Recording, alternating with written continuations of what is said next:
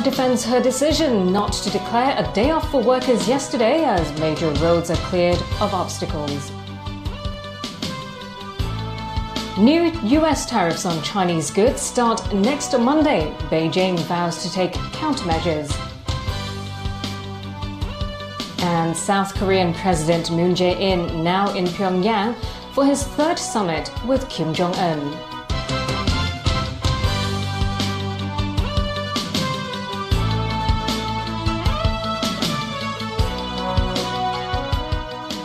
Hello and a very good evening. The city is still recovering from the destruction left in the wake of severe Typhoon Mangkhut.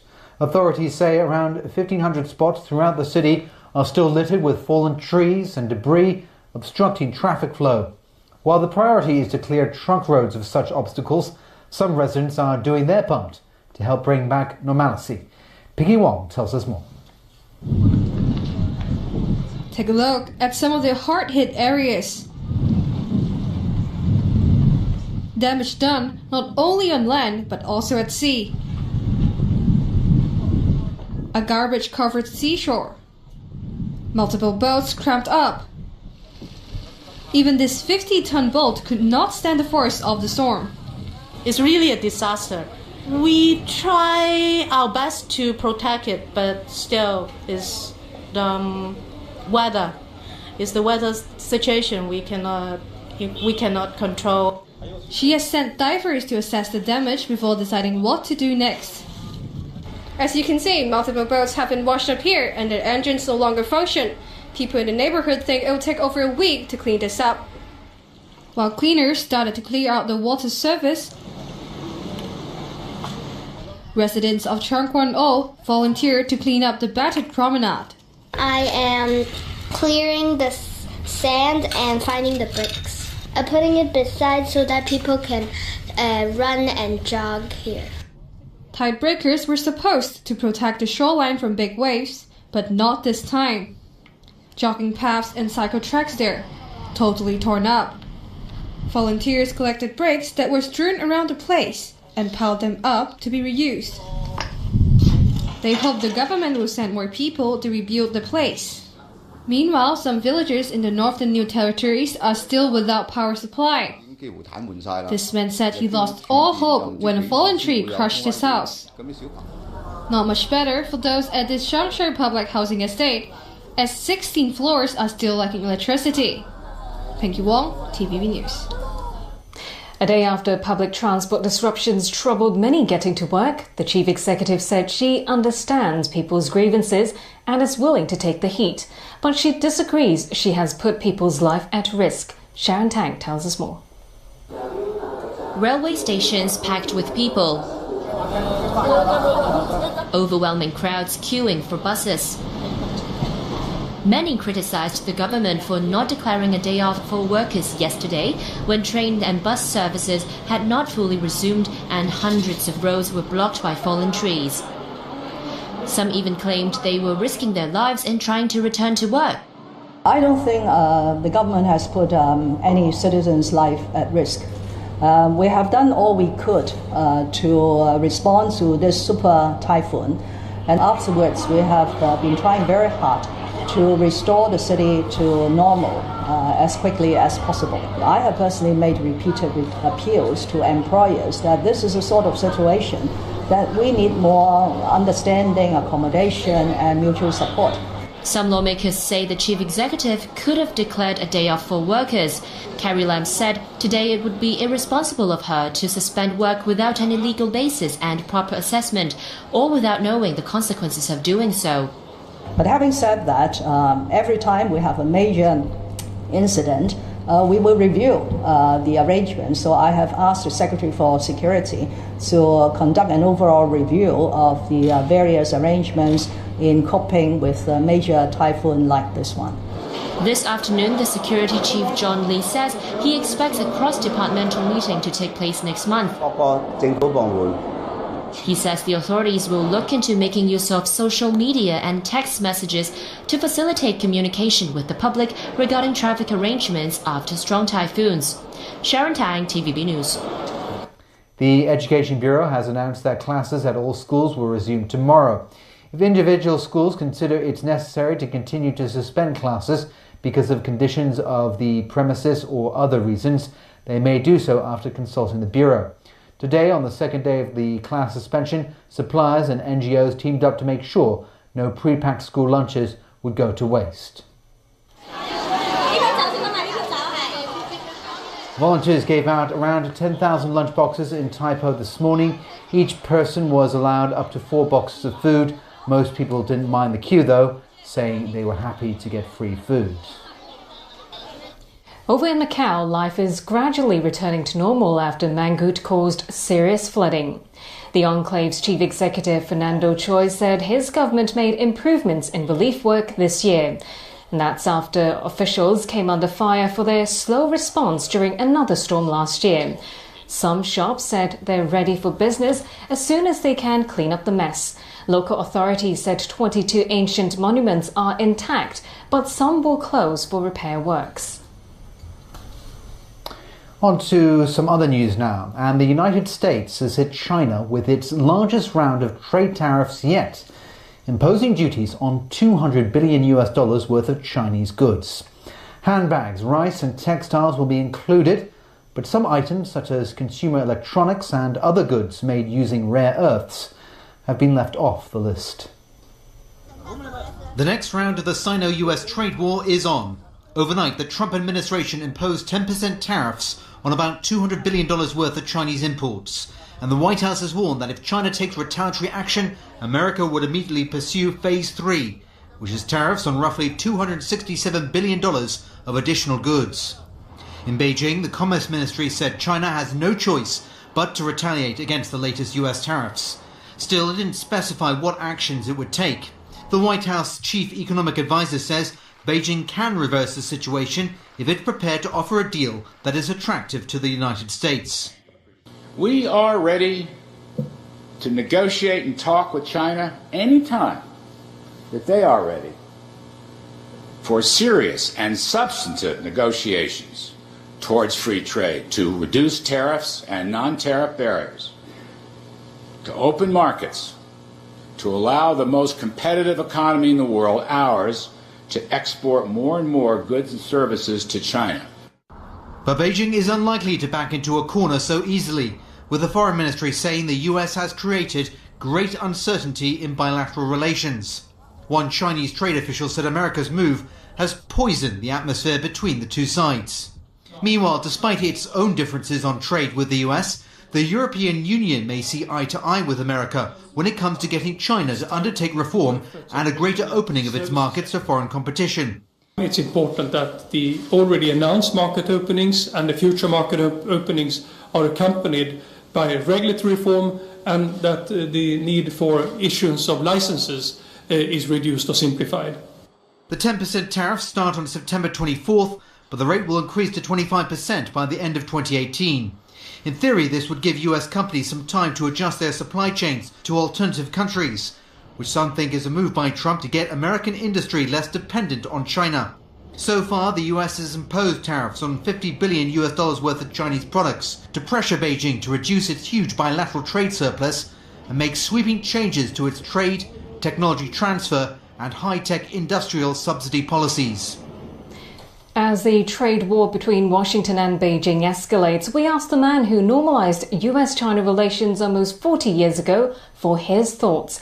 In an exclusive with TVB, former US President Jimmy Carter commented on Washington's mistakes. Jimmy Carter may have retired but remains vocal, especially when it comes to the current president, Donald Trump. I think that the present administration in Washington is the best avenue for the future of America.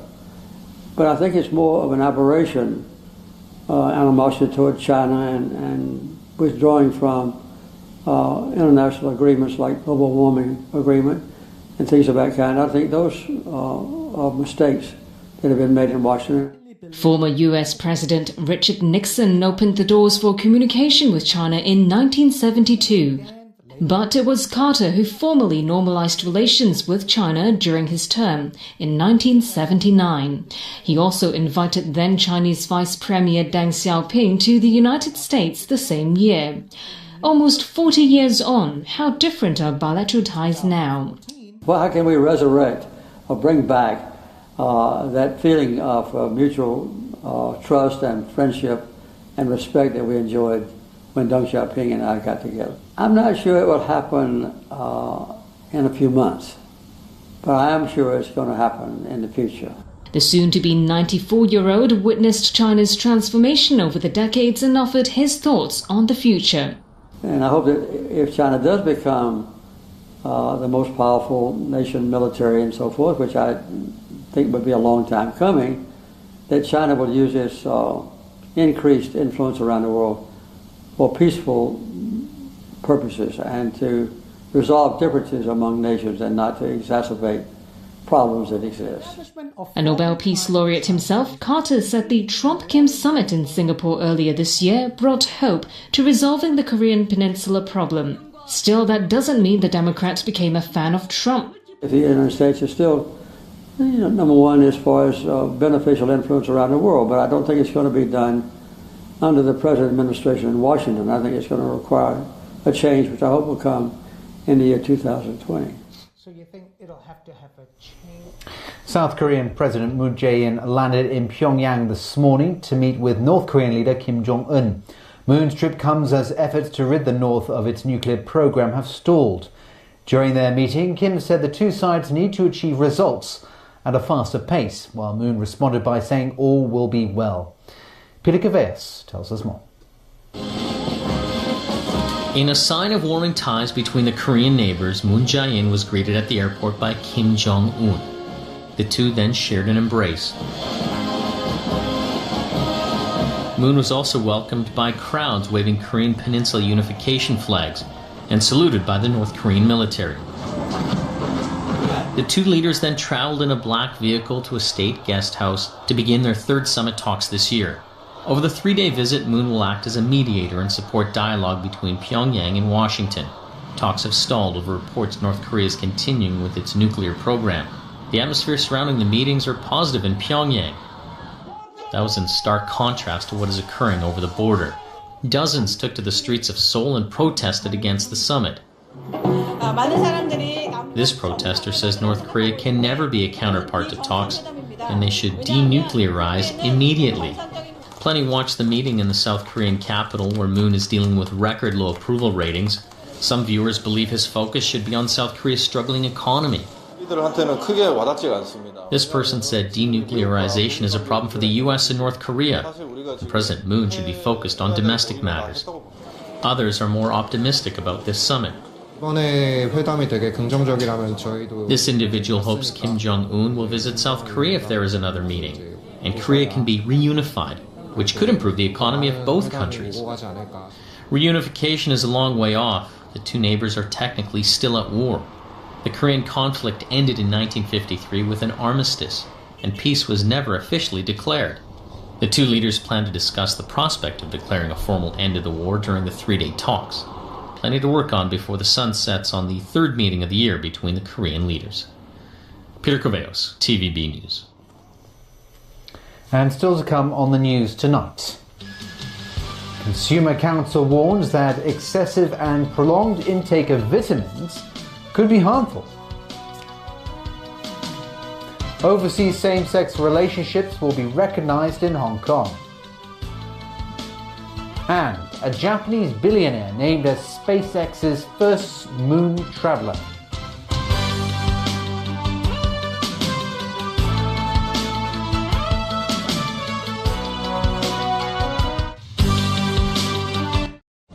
Welcome to our lounge. Enjoy your stay. Thanks very much.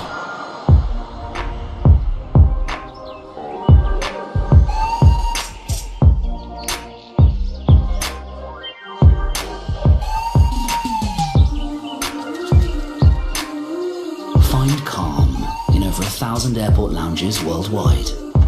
It's another way we've got your back. The Platinum Card from American Express. Don't live life without it.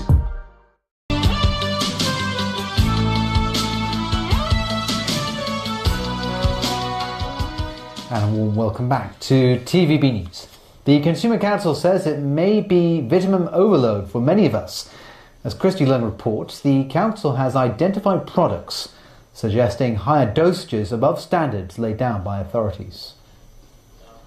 It's not always the more the better. The Consumer Council tested 76 vitamin supplements on the market.